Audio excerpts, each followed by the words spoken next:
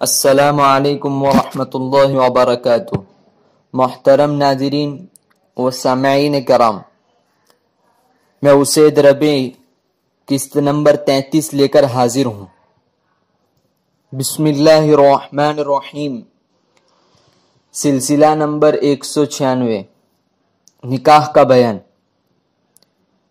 مسئلہ نمبر 586، غلط مسئلہ۔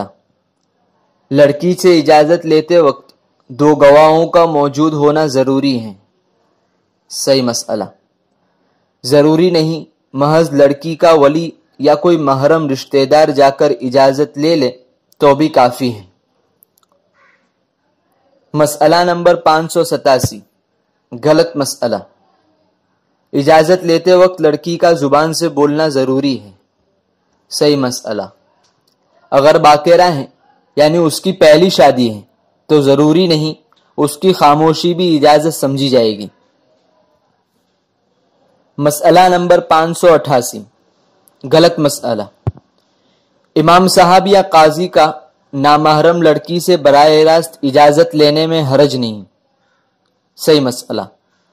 سنت یہ ہے کہ لڑکی کا ولی اور محرم ہی اس سے اجازت لیں، کسی نامحرم کا براہ راست بغیر پردے کے لڑکی سے اجازت لینا جائز نہیں، یہ بڑی بے حیائی کی بات ہے۔ سلسلہ نمبر 197، نکاح کا بیان۔ مسئلہ نمبر 589، غلط مسئلہ۔ لڑکی نے نکاح نامے پر فقط دستخط کیے تو اجازت کے لیے کافی نہ ہوگا۔ صحیح مسئلہ۔ اگر جانتی ہو کہ یہ دستخط اجازت نکاح کے لیے ہیں، پھر برضا و رغبت دستخط کیے تو یہ بھی اجازت کے لیے کافی ہیں کہ اجازت فعل سے بھی ہوتی ہے۔ مسئلہ نمبر 590، غلط مسئلہ۔ بالغہ لڑکی سے اجازت لیے بغیر نکاح کر لیا تو نکاح بالکل نہیں ہوا۔ صحیح مسئلہ۔ یہ نکاح اس کی اجازت پر موقوف ہے۔ اگر اس نے سنتے ہی رضامندی ظاہر کر لی یا رخصتی وغیرہ کے لیے راضی ہو گئی تو نکاح ہو گیا، دوبارہ نکاح کی ضرورت نہیں۔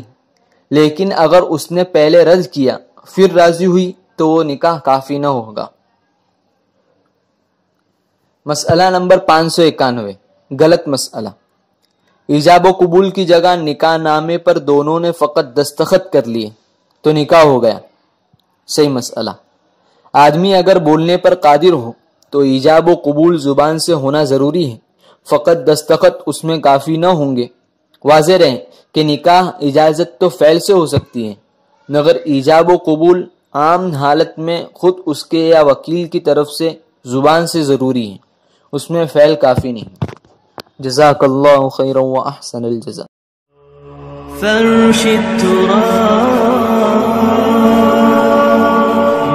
فرش التراب يضمني وهو غطاء